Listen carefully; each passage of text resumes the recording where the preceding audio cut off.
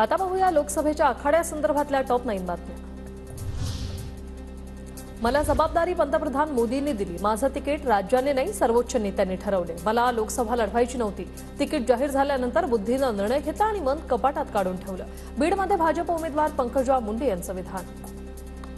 ही जबाबदारी प्रधानमंत्री नरेंद्र मोदींनी दिली। माझं तिकीट राज्याने नाही ठरवलेलं आहे, देशाने ठरवलंय। देशातल्या सर्वोच्च नेत्यांनी ठरवलंय। त्यांच्या मनामध्ये काहीतरी चांगलंच असेल असा मला विश्वास आहे। राज्यात माझ्या निवडणुकीची चर्चा जास्त आहे। पंकजा मुंडेंचं पाथर्डीत वक्तव्य। सुजय विखेंना आशीर्वाद द्यायला मी आहे, पण मला आशीर्वाद द्यायला कुणी नाही। माझ्यासाठी लढायला कुणी नाही, फक्त तुमच्या जीवावर उभी आहे। मुंडेंचं भावनिक वक्तव्य।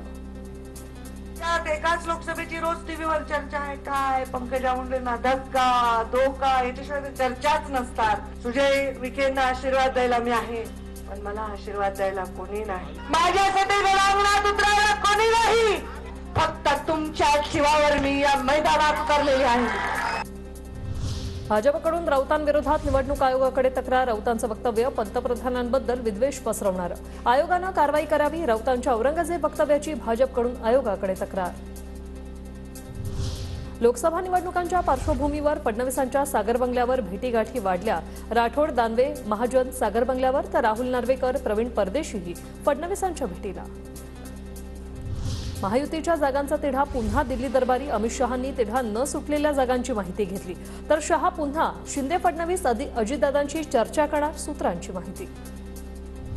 अभिनेता गोविंदाने घेतली मुख्यमंत्री शिंदेंची भेट, सूत्रांची माहिती। 5 दिवसांपूर्वी शिंदे आणि गोविंदाची भेट झाल्याची माहिती। गोविंदा शिंदे गटात प्रवेश करून मुंबई उत्तर पश्चिममधून निवडणूक लढण्याची शक्यता, सूत्रांची माहिती। उत्तर मध्य मुंबईसाठी काँग्रेसकडून स्वरा भास्कर, राज बब्बर यांचं नाव चर्चेत। अभिनेत्री स्वरा भास्करचं नाव आघाडीवर। दिल्लीत स्वरा भास्करनं घेतली रमेश चेन्नीथलांची भेट।